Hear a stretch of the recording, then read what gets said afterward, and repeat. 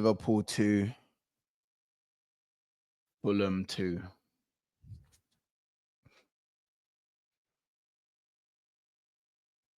Blood, my head's on Jupiter. My head is on Jupiter.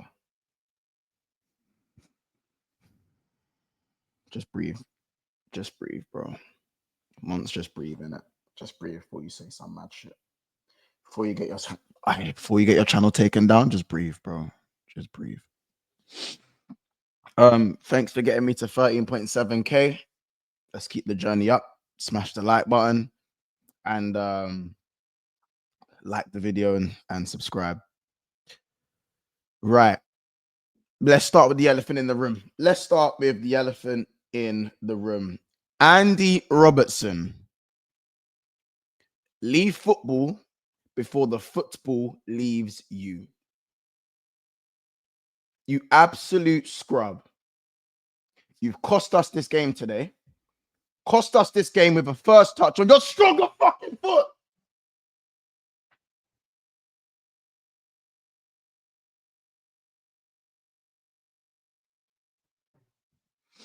Arsenal drew today. Arsenal fumbled it at home to Everton. And this is what you do. This is what you do. Leave the club today. We have no backup left back. I'd have rather have gone 2-0 down. I'd have rather have gone 2-0 down. Trust in the goalkeeper. When you messed up, trust in the goalkeeper. Did you not think? Of course he didn't think. Of course he didn't think. He's not been thinking all season. All season. A few good games and I got bamboozled. Leave the game before the game leaves you. We have no left back. We have no left back against Spurs next week. No left back. No left back. 10 men. For the best part of 80 minutes. 10 men. Because of your stupidness. Poor technique. Had enough. Had enough of this prick. Had enough. Had enough. Had enough, fam.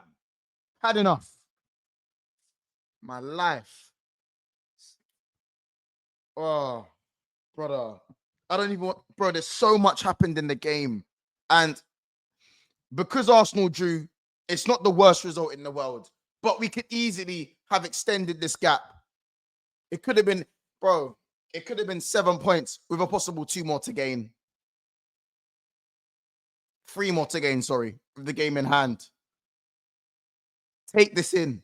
We could have been 11 points clear of Arsenal if you win our game in hand. That's where we could have been.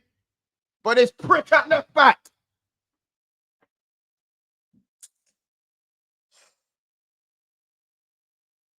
It's fine. I've calmed down. I've calmed down.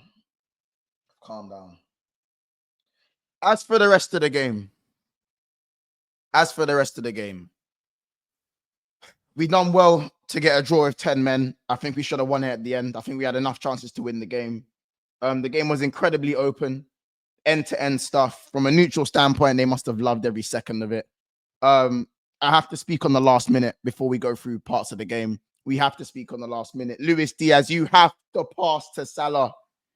You have to pass to Salah. I can't put the image up on here because I'll get copyright. I can't put the image up on StreamYard, but I'll show you, look. You have to pass to Salah. Look where Salah is. He's there. He's look where Salah is. Look where hold on, let me hold it here. Look where Salah is, right there. Look where Diaz is. You have to pass to him. You have to. Decision making in big moments is lacking again. If it's not Diaz, then it's flipping Nunes. If it's flipping someone else, man. Oh, I know it's a high pressure moment. I know. But these are the moments that come when you're in a title race. These are the moments that matter. These are the moments. We've done so well to get back into the game twice. Let's talk about it. Mo Salah, I think Mo Salah was brilliant today. He was brilliant today. That cross and Gakpo, he went like this. He threw himself. He did that one. He threw himself at that. What a cross, what a header. Back in the game, Anfield was rocking, man. I was really starting to believe. And there were more chances missed. You know, we had the 3-on-2, where Szoboszlai passed it to Salah, and the pass is just a bit too wide for Salah to get his foot around the ball, but it was fine nonetheless. It was a chance. You know, Harvey Elliott just wide, nearly from Harvey, nearly. You know, Gakpo was predictable at times, but he came up with the goal. So you got to big him up for that. Salah with the assist. Harvey was brilliant when he come on, and of course, Diogo Jota. Thank you. The fact that, and one thing I got to say is, you have to bring on Jota before you bring on Nunes. You have to. Nunes does not offer us anything. You have to bring on Jota first. You have to. And Jota,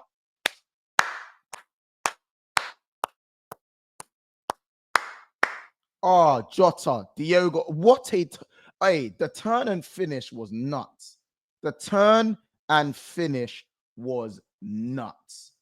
Absolutely sensational.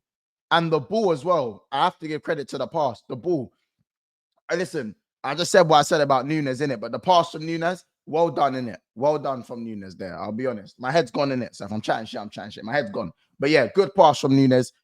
Good touch from Jota. The substitutes combined. But I still think you got to bring on Jota first, in it. You have to bring on Jota first for me. He gets another opportunity where he looks to pull it back to Diaz, and of course, Diaz just takes you long to shoot. And yeah, man, fuming with that. As for a defensive standpoint, Gravenberch as centre-back, what a player. Gravenberch at centre-back. He's better than Kwanzaa at centre-back. He's better than Gomez at centre-back. This guy is morphing into Fabinho. He is morphing into Fabinho with feet. That's what he's doing every game. Every game he gets better. It's ridiculous what he's doing. Absolutely ridiculous. What a player we have. What a player. Saves us again today many, many times. Defending, anticipation, his distribution, his dribbling, his tenacity, his strength, his speed. Absolutely unbelievable. You have to give Fulham credit. They played very well. They were wasteful at times at the front three, but Anthony Robertson, one of the outlets, a very good left back for me. One that I wouldn't mind at Liverpool replacing Andy Robertson, to be fair. Tsimikas needs to come back in at left back. That was the last straw of Robertson for me. And this back line is fragile. I'll be honest. This back line is fragile. Very fragile. Gomez not winning enough of his duels. Gomez was all right at times today, but just like in terms of his duels, he doesn't win enough of them. Doesn't win enough duels. And we just see more fragile. And I just think there's a mistake there. Kwanzaa didn't get tight enough for the goal. And I think throwing him into a game like this wasn't even a great decision as well, if I'm being honest. But yeah, I just think Van Dijk was all right, a little bit passive at times, but he's done well to position himself at certain points in the game. Let's talk about Trent. Not the greatest game today. From a distribution standpoint, he'll always be good with his crossfield passes and whatnot, but from a defensive standpoint, when we went down to 10 men, I just think he left a bit too much space. When we had 11 men, he was fine. But when there was too much space, wasn't really fancying him in the one-on-one with Iwobi and whatnot. So, yeah, Robbo and Trent, a day to forget for those two. 100%. Curtis Jones and Szoboszlai, better today. His tenacity, his legs, better today. I need more of that. And you won't hear me slandering him. I still think he needs to do a lot more. I still think he needs to be more progressive, but improvements, baby steps, improvements. As long as he's improving, I'll leave him be. Curtis Jones, difficult game for Curtis, difficult game in the midfield. When you have 10 minutes, it's hard to judge everyone the same way because you're against it, and Fulham are a decent side. So I kind of understand it. So I'm not going to be on the midfield too much. It's more so Trent, Robbo for me. Yeah, that's probably me. And even Harvey Elliott, I think when he come on, he was brilliant. him and Salah really woke up when they worked together, and I really liked what I saw. I'm not worried in terms of the title race at this moment in time. Chelsea still have to play. I think if Arsenal won today, it would have been a big problem. Chelsea are gonna have the chance to close that gap to 2 points, and they are closing in. And if they do win that game, it's going to be, it's all to fight for again, obviously. We still have a game in hand to make the gap 5 points in it. But my point is that, like, you still have to win that game in hand. So we'll see what happens against Brentford at the Bridge. We'll see what happens over there. But we need to get back to winning ways and fast. That's 2 draws on the bounce, and it's just not good enough. It's just lucky that Arsenal have had 2 draws on the bounce and City have drawn and lost. So you kind of look at that and you go, well, who's just kept on winning? It's actually only been Chelsea, and they found themselves in the title race now. So yeah, my man of the match is probably going to be Gravenberch for Liverpool. Anthony Robertson was brilliant as well. So shout out to him. Shout out Marco Silva as well for the job he's doing with Fulham. Doing an absolutely brilliant job. Joseph, Tottenham, Arsenal, and Liverpool now. Absolutely brilliant job from Marco Silva.